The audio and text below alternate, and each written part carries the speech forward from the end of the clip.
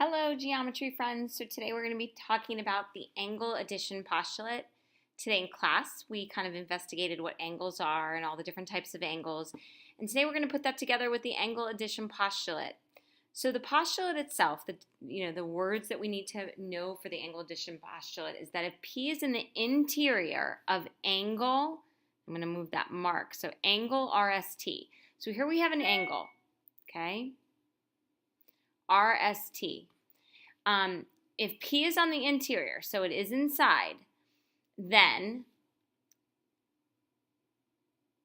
angle RSP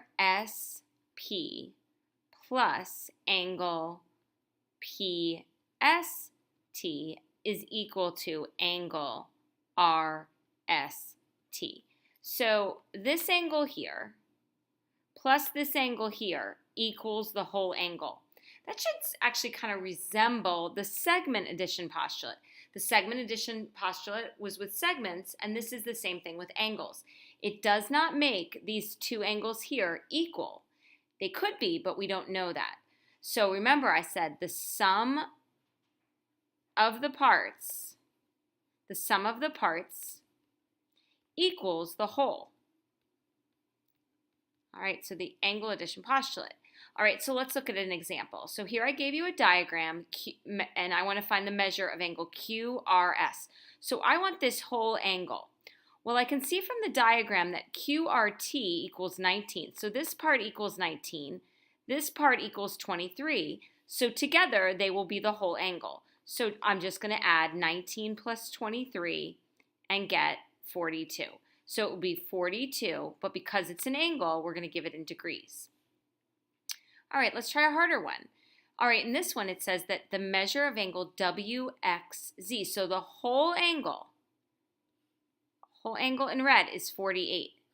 And then it tells me that YXZ, so this angle here, so from Y to X to Z, that angle is 31.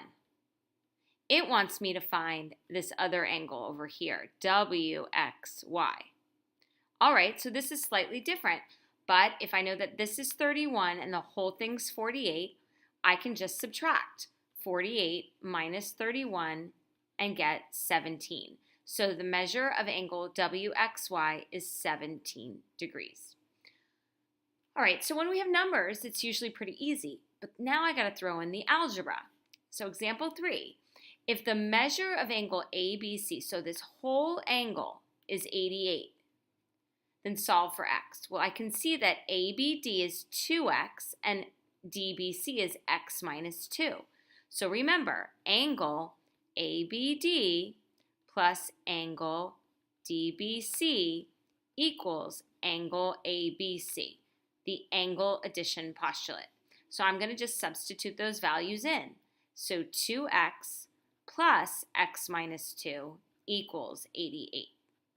All right, now we got to use that algebra. So we are going to combine the like terms.